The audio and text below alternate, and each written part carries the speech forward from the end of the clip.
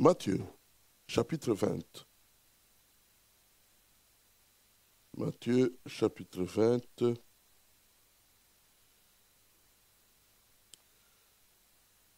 « 30 à 34. Et voici deux aveugles, assis au bord du chemin, entendirent que Jésus passait, et crièrent, « Aie pitié de nous, Seigneur, fils de David. » La foule les reprenait pour les faire taire, mais ils crièrent plus fort, « Aie pitié de nous, Seigneur, fils de David. » Jésus s'arrêta, les appela et dit, « Que voulez-vous que je vous fasse ?» Ils répondirent, « Seigneur, que nos yeux s'ouvrent. » Ému de compassion, Jésus toucha leurs yeux. Et aussitôt, ils recouvrèrent la vue et le suivirent. Prions le Seigneur. Seigneur notre Dieu, de tout cœur, nous nous reposons devant toi pour tout attendre de toi. Nous sommes rassemblés pour toi. Nous sommes rassemblés pour que tu nous touches. Nous sommes rassemblés parce que tout nous vient de toi. C'est la vérité, Seigneur. Alors que ton esprit vienne et nous touche au plus profond de notre être et manifeste ta force avec laquelle tu as créé le monde, ta force avec laquelle tu soutiens toutes choses. Merci, Seigneur, car nous croyons que tu le feras dans ton amour. Au nom de Jésus. Amen. Ces aveugles sont bien connus. Il y a des moments où le zoom est placé sur l'un d'eux, Bartimée, fils de Timée. Mais dans ce passage, on touche les deux à la fois. Et ce qui nous intéresse, c'est simplement attirer l'attention sur comment Jésus a réagi à leurs cris. Parce qu'il y a des gens qui crient. Si vous voulez que le Seigneur intervienne dans votre vie, criez. Criez à lui. Il écoute. Je voudrais vous dévoiler un secret de la prière. Tout petit peu. Le coup d'œil. Ceux qui ont fait le sport comme nous, moi j'ai fait le sport de violence. J'ai fait le karaté et la boxe. Si vous voulez atteindre un adversaire, il faut jeter un coup d'œil. Où tu envoies ton coup. Quand tu joues au foot, tu peux courir comme tu peux. Mais quand tu arrives sur le point de tirer, il faut que tu jettes un coup d'œil où tu envoies ton ballon. Si tu ne jettes pas le coup d'œil, tu te dis, je suis dans la bonne direction. Tu feras souvent 2 sur 10, des balles cadrées. Mais si tu jettes un coup d'œil, tu montes jusqu'à 8 sur 10. Alors, quand vous parlez à Dieu, notre être aime beaucoup la terre. Et vous pouvez rester sur la terre sans monter à son trône. Jette un coup d'œil à Dieu. Ciblez-les. Liez votre esprit à son esprit. Et restez là-bas. Dès que vous commencez à parler de vos problèmes, très vite, vous retournez à la cuisine, vous retournez à l'école, où ça ne va pas pour l'enfant, vous retournez ainsi de suite. Et ça, priez avec foi. Vous savez, la Bible parle de la ferveur d'esprit. C'est ce dont je vous parle. Tenez très très bien ça. Parce que Dieu aime savoir que c'est à lui qu'on parle. Je crois que vous avez entendu parler de ce sketch au sujet de notre Père. D'ailleurs, c'était ici en France que Billy Graham, en 1986, avait fait tourner ça. Notre Père qui est aux cieux, oui, quoi? Celui qui prie s'étonne. Il y a eu quelqu'un qui a réagi. Il s'étonne. Qu'est-ce que c'est? Mais tu m'as appelé. Ah non, moi j'ai pris. Mais alors finalement, donc nous devons nous accrocher à Dieu pour faire fonctionner la foi. C'est là-bas que se trouve la foi. Dieu ne donne pas plus aux uns qu'il en donne aux autres. Il donne à nous tous, pourvu que nous soyons là, orientés vers lui. Alors il y a un certain nombre de choses qui frappent dans la manière de réagir de Jésus envers ces aveugles. La première chose qui frappe, c'est quoi? C'est qu'il les a écoutés. Il y a beaucoup de gens dans ce monde qui crient et personne pour les entendre. Et Jésus a écouté. Et pourtant, il y avait tout pour les empêcher d'être entendus par Jésus. Mais Jésus les a écoutés. Il les a écoutés et il s'est arrêté. Il s'est arrêté. Ça, c'est très important. La deuxième chose,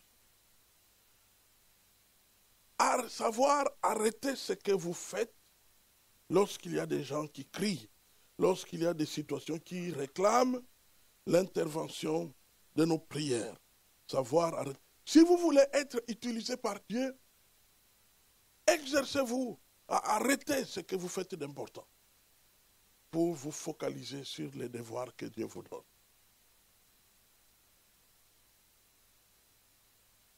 Je l'ai dit un peu, quand j'apprenais de plus en plus et je continue d'apprendre à écouter Dieu me parler, une des choses, c'était savoir arrêter.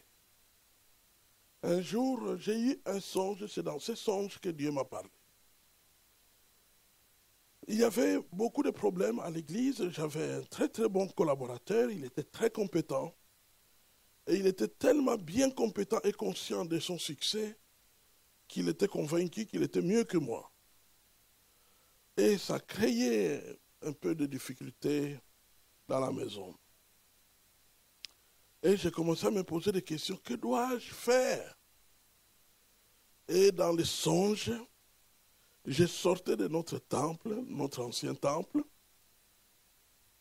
Au moment, donc il n'y avait personne dans le temple, j'ai éteint les lumières. Au moment où j'ai traversé le seuil du temple pour sortir, j'ai entendu la voix de Dieu me parler de l'intérieur du temple, me disant clairement ceci: tu ne diras jamais, et il a cité son nom, tu ne diras jamais, je donne un pseudo, tu ne diras jamais à Joseph de quitter l'église. Et ce qui a attiré mon attention, c'est la manière dont j'avais réagi. Dès qu'il a dit « tu n'es », et je me suis arrêté pour écouter. Tu ne diras jamais à Joseph de quitter l'église. Et quand il a terminé, enfin j'ai continué la marche. Je me suis réveillé. Et j'ai commencé à réfléchir à tout ça. Et mon attention était focalisée sur le fait que je m'étais arrêté. J'ai tout arrêté pour écouter Dieu. Et c'était le point de départ d'un principe que j'observe. Quand Dieu me parle, j'arrête tout pour lui donner le temps de me parler, pour que je l'écoute. Lorsque j'ai préparé les prédications prophétiques, mais depuis que j'ai dépassé les 60 ans,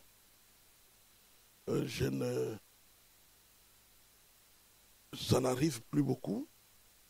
Mais avant, je pouvais m'arrêter à dormir 2, 3, 4, 5, 6 fois.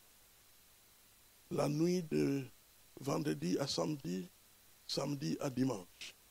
Parce que Dieu était en train de me parler des choses que je devrais prêcher. Je dormais, puis la prédication arrive. Je me réveille et j'avais toujours un bic et un papier pour me mettre à noter. Parfois, je n'avais même plus le temps d'aller allumer la lampe. C'est dans la nuit que j'ai griffonné des mots Et j'avais confiance que je les reconnaîtrais une fois le jour levé pour recevoir de Dieu. J'écoute Dieu me parler régulièrement. Parler régulièrement. Il y a une seule chose qu'il ne me dit pas. Il ne me parle pas, rarement il me parle des vies des autres. Donc je ne suis pas un prophète qui te dira que tu as mangé du chocolat ce matin. Mais il me parle beaucoup plus des choses importantes pour son œuvre et des plans de l'ennemi. Oui. Oui. Par la grâce de Dieu, je fais partie des généraux.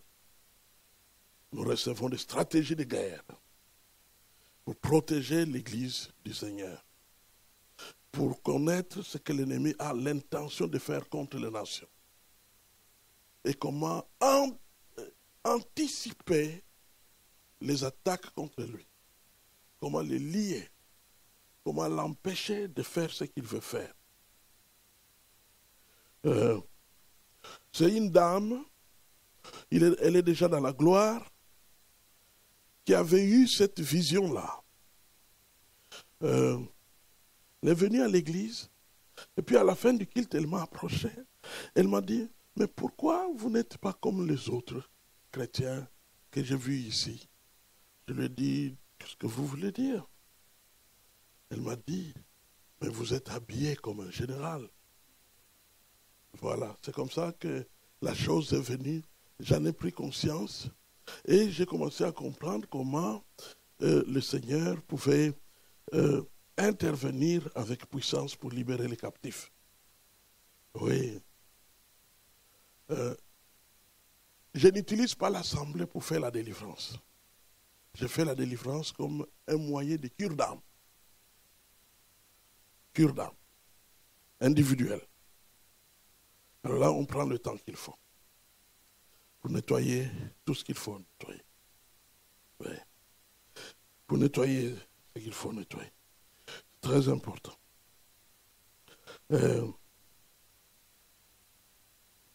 La guérison n'est pas un don que j'exerce, mais je connais quelques guérisons, le plus souvent au travers des délivrances. Quand le démon s'en va, souvent dans certains cas, la guérison intervient aussi. Parce que derrière, il y a aussi l'ennemi. Donc, savoir arrêter pour être disponible pour ceux qui crient et qui ont besoin d'être secourus. Nous avons parlé du bon samaritain hier et vous avez vu qu'il s'est arrêté et il a été utilisé par Dieu. 3, voyez les valeurs des gens que vous aidez. Ne sous-estimez pas les gens que vous aidez. Ils ont des problèmes, certes, mais derrière eux se cachent le plus souvent des grandes valeurs. Ce sont des grandes personnalités. Ces gens qui crient, c'est que ceux qui les faisaient taire n'ont pas discerné, c'est leur manière de parler de Jésus. Ils n'ont pas simplement dit Jésus, aie pitié de nous. Ils ont dit Jésus, fils de David. C'est des gens qui avaient la conscience qu'un jour, le Messie, qui vient au nom de notre Père David, viendra. Donc c'était des gens qui avaient une grande valeur dans la connaissance du Dieu vivant. C'était des hommes dévots, mais qui ont été diminués par la vision qui leur manquait, par la cécité dont ils souffraient. Et ils se sont réduits à être au bord du chemin. Vous savez, nous avons eu un ministère parmi les SDF, les sans domicile fixe. Et parfois nous étions surpris de rencontrer à la rue des anciens directeurs des sociétés et qui ont fait faillite. Ils sont à la rue, on les définit comme état à la rue, mais on oublie que derrière, il y a une valeur. Vous savez que le jour où André dit à son frère Simon, nous avons rencontré celui dont on parle dans la Bible. Il voyait simplement, il se voyait emmener simplement un petit frère. Mais c'était le plus grand de tous les apôtres. Au moment où on l'appelle, il n'est rien. Chacun de nous a une histoire de venir au Sauveur.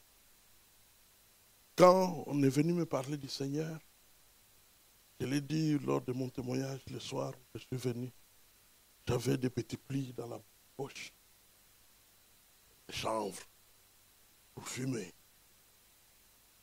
Vous pouvez s'imaginer que ce frère un jour pourrait servir Dieu. Personne. Donc, il faut toujours donner de la valeur aux gens que nous aidons, sachant qu'il n'y a que Dieu qui sait ce qu'ils valent véritablement. Et c'est très important. Alors, numéro 4, de 5, demandez-leur de quoi ils ont besoin. N'improvisez pas de l'aide, n'improvisez pas une prière, commencez par écouter. Laissez les gens raconter leurs peines, leurs douleurs et leurs problèmes. C'est la clé de tout ministère pastoral. C'est écouter. Simplement écouter. Être là pour écouter. Avez-vous encore quelque chose d'autre à dire? Est-ce que vous voulez ajouter quelque chose d'autre? Y a-t-il quelque chose que vous avez oublié peut-être? Et vous écoutez, et vous écoutez, et vous écoutez. Et même lorsque vous sentez que c'est le moment de prier, et que vous avez prié, au bout d'un temps, pardon, vous pouvez vous arrêter et encore revenir à l'écoute. Vous dites, y a-t-il quelque chose qui est monté pendant que nous prions? Pour écouter, écouter et écouter afin que les gens expriment leurs vrais besoins. C'est très important. Demandez, que puis-je faire pour vous? Car il y a des questions que Dieu peut utiliser pour libérer. 5, faites tout ce que vous pouvez pour aider. Aidez les autres en faisant tout ce que vous pouvez. Tout ce que vous pouvez. Je n'ai pas d'argent. Je suis un serviteur brisé sur le plan financier. Et ça n'a jamais été un souci pour moi. Et j'ai souvent eu des surprises, même des belles, merci Seigneur. Mais souvent, je suis dans le besoin. Mais j'utilise l'argent que j'ai pour bénir les autres. Quand j'ai quelque chose, je peux payer. Je peux résoudre le problème. Prenez ça, résolvez le problème. Et ainsi de suite. J'ai fait 3 ans sans prendre mon salaire à l'église. Quand ils ont demandé, nous voulons décider votre salaire, est-ce que vous avez une suggestion? J'ai demandé, combien entre chaque mois? Et ils m'ont dit, 8 000 francs belges. J'ai dit, ce n'est pas assez pour payer un pasteur. Continuons le travail. Et j'ai dit à mon épouse, écoute, ça va être chaud pour payer l'appartement. Qu'est-ce que tu penses? Et elle me dit, tellement elle est simple, elle m'a dit, oh, je vais voir un peu dans les journaux, peut-être que je trouverai un petit job. Elle a regardé dans les journaux, elle a vu quelque part où elle pouvait aller laver les assiettes. Elle est allée laver. Et on a fait un peu pour manger. 3 ans. Jusqu'à ce que l'église a dit, mais écoutez, ça ne peut pas continuer comme ça. Il faut que tu nous dises, qu'est-ce qu'on peut te donner? J'ai dit, alors, dites-moi maintenant combien vous avez. J'ai dit, bon, ok, vous pouvez donner le 1/5. 20 000 francs belges, c'est bon. Divisé par 4, vous avez 1 euro. C'est quoi? Non, c'est par 4 ou par 40. C'est par 40, hein? C'est ça, c'est par 40. Donc vous pouvez voir qu'est-ce que ça donnait. Pas beaucoup, en tout cas. Et nous avons dépendu un peu de ça pendant quelques années. Donc, on peut ou ne pas avoir, mais ce qu'on a, c'est déjà une grande valeur. Et vous pouvez vous en servir pour aider les gens. Aider les gens, résoudre le problème, pour qu'ils sachent que dans le royaume des cieux, on donne et on se donne. On se rend disponible pour bénir les gens.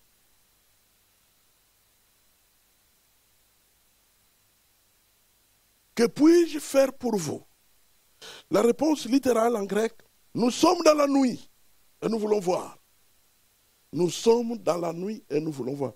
Ça s'applique, n'est-ce pas, au peuple, notre peuple d'aujourd'hui. Ils sont dans la nuit. Ils sont dans la nuit et nous voulons voir. Alors,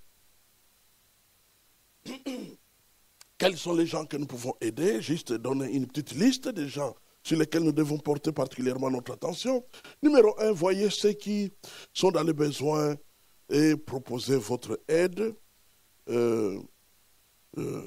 Voilà. Et alors, à qui on peut proposer l'aide? Numéro 1, voyez les personnes seules et proposez l'amitié simple. Lancez une petite phrase. Même quand ils nous rejettent, à un moment donné, ils finissent par se rendre compte que nous sommes sincères. Je vis dans un quartier assez particulier et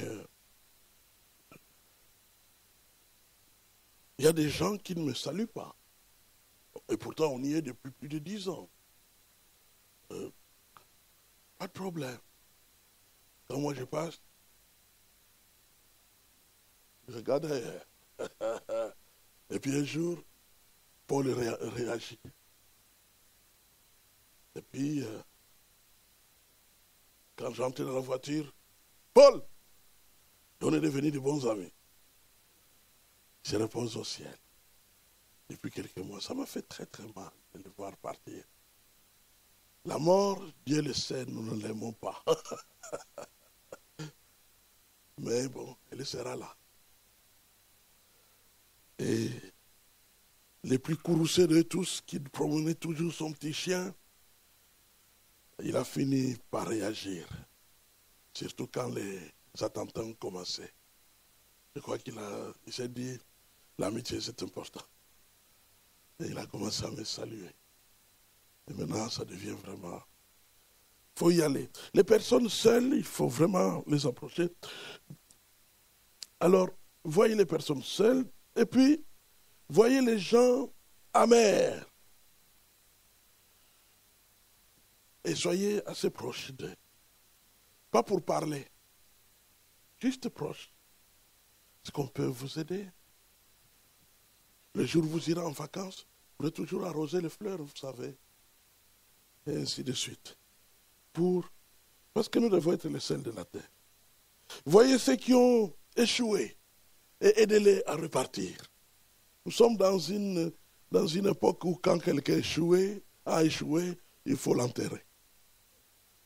Et pourtant, c'est au travers de beaucoup d'échecs que nous avons les meilleurs de notre humanité. J'ai échoué 2 fois au bac. 2 fois. Parce que je n'étudiais pas. Je croyais qu'il y aurait toujours un miracle en plein examen. C'est très dangereux de compter comme ça. Et puis, j'ai échoué 2 fois au bac. Et finalement, quand j'ai réussi, j'étais motivé, hyper motivé. Donc, ceux qui échouent, comme vous savez, Billy Graham a écrit, je crois que c'était son dernier livre. Après la mort, 2 points au point final. Et nous savons que c'est 2 points. Il y a des choses qui suivent. Donc, ce qui fait qu'après l'échec, ce n'est pas point final. C'est 2 points. Il y a des choses qui vont suivre. Et c'est très important de se lancer à ça. Donc voilà, les quelques histoires que j'ai voulu mettre un peu au point. Nous allons secourir tous ceux qui crient. Partout où il y a un petit cri, peut-être que ce n'est pas votre propre cri, c'est le cri du voisinage, c'est le cri de la famille, c'est le cri de ton enfant, c'est le cri de ton époux qui n'est pas là. Eh bien, nous allons passer du temps à prier. Je vais commencer tout simplement par prier et puis l'Esprit de Dieu va donner la direction. Prions le Seigneur. Je vous propose de vous lever, s'il vous plaît, pendant que moi, je vais m'asseoir. Alléluia. Père Saint, nous t'invoquons maintenant que tu descendes, manifester ta gloire au milieu de nous. Nous sommes venus pour être avec toi. Et comme tu le vois, nous préférons, Seigneur, au lieu simplement d'entendre les bonnes histoires de ta parole, celles qui produisent la foi, car la foi vient de ce qu'on entend. Et nous venons d'entendre cette belle histoire, ta belle histoire, avec les deux aveugles au sortir de Jéricho. Cette histoire-là belle, où les hommes empêchaient à ces gens de crier. Mais comme ils étaient sages, à salut, ils ont crié plus fort pour se faire entendre. Et tu as apprécié leurs gestes. Que c'était des hommes et des femmes c'était des hommes qui savaient crier plus fort. Que lorsqu'ils avaient l'impression de ne pas voir les changements, ils criaient plus fort. Seigneur, nous voulons faire partie de ceux qui prient plus fort. Ceux qui t'appellent au secours. Ceux qui te regardent pour recevoir de toi ton intervention, des actes de ton amour, des actes de ta puissance. Dieu vivant, merci pour le Saint-Esprit qui est en train de présider à cette rencontre avec force, au point que nous pouvons dire avec assurance que l'Esprit qui a ressuscité Jésus d'entre les morts est au milieu de nous. Et que c'est lui qui est en train d'intervenir maintenant dans beaucoup de cœurs. Seigneur, nous nous attendons à ce que tu manifestes ta gloire. Nous nous attendons à ce que les chaînes tombent. Nous attendons à ce que les yeux s'ouvrent. Père, tu connais certains péchés qui s'emparent de nos vies et nous rendent aveugles. Aveugles aux conséquences, aveugles à ce que tu as de mieux pour nous, aveugles au changement que tu proposes, aveugles à l'exaucement des prières que cela pourrait nous priver, aveugles à beaucoup de choses et aux bénédictions dont nous pourrons être privés. Père Saint, nous te supplions de provoquer au fond de nos cœurs des engagements, un attachement sincère à toi qui laisse tomber les péchés. Car la foi qui reçoit Jésus-Christ doit être accompagnée de la repentance qui rejette les péchés. Maître du ciel et de la terre, nous voici au bain de la vie, à la douche de la vie, au nettoyage de nos âmes, à la purification de nos yeux, à la purification de nos pensées. Dieu vivant, tu vois toutes choses et tu comprends toutes choses. Et tu sais jusqu'à quel point souvent, nous les hommes, tels que nous sommes là, même au sein de ta présence, nous sommes capables de devenir tout à coup abominables. Mais maintenant, nous disons au diable et à ses œuvres et à ses folklores qui n'a plus de place ici. Nous l'excluons, lui et ses démons. Nous leur disons que nous appartenons à un Dieu, que nous ne sommes pas en train de voter pour savoir s'il est le bon Dieu, que notre Dieu est vivant et nous le connaissons. Père Saint, révèle-toi à chacun de nous et donne à ta fille de te connaître et de t'aimer plus qu'il n'en était question hier. Fais éclater ta gloire dans le cœur. Produis des hommes et des femmes de Dieu ce matin. Suscite des engagements profonds qui s'attachent à toi Accueille-nous dans ta présence. Accueille-nous dans ta lumière. Accueille-nous dans ta chaleur et dans ton feu. Accueille-nous, Seigneur, auprès de toi. Et manifeste ta puissance. Manifeste la guérison. Accorde la guérison. Père, nous maudissons les douleurs. Nous maudissons les microbes. Nous maudissons les virus, quelle que soit leur nature et leur capacité de résistance. Nous les maudissons et les faisons sécher au nom puissant de Jésus-Christ. Nous délions, Seigneur, le dos de ces douleurs. Nous délions, Seigneur notre Dieu, les bronches de leur infection. Nous délions, Seigneur, les poumons de leur peine dans la respiration. Nous purifions les gorges qui sont polluées. Nous délions nos têtes de migraines qui résistent au nom puissant de Jésus-Christ. Et que le feu de Dieu descende. Et que la force du Tout-Puissant se manifeste maintenant. Et que les chaînes tombent. Que les chaînes tombent. Que les chaînes tombent. Que les chaînes tombent. Que les chaînes tombent. Que les chaînes tombent. Que les chaînes tombent. Au nom puissant de Jésus-Christ. Car notre roi agit encore aujourd'hui. Plus qu'hier. Oh Dieu vivant. Je vais voir le diable s'écrouler. Je vais voir les démons s'écrouler. Je vais voir cela qui empêche les hommes à vivre le bonheur que tu leur donnes. S'écrouler maintenant. Et couler dehors et s'en aller. Au nom puissant de Jésus-Christ. Au nom puissant de Jésus-Christ. Au nom puissant de Jésus-Christ. Esprit de sorcellerie. Vous avez été vaincu il y a 2000 ans. Nous le savons. C'est ça votre malheur. C'est que nous sommes au courant de votre défaite. Et c'est une défaite éternelle. Et vous n'aurez rien à changer là-bas. Et ce n'est pas à nous que vous allez venir mentir pour nous faire croire que c'est vous qui êtes les plus forts. Nous sommes les plus forts par celui qui nous fortifie.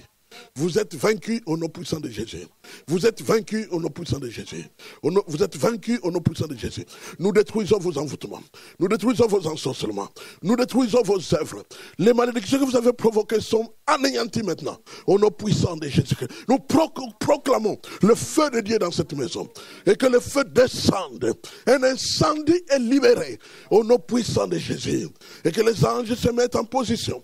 Et que le Dieu Tout-Puissant agisse au travers de son onction.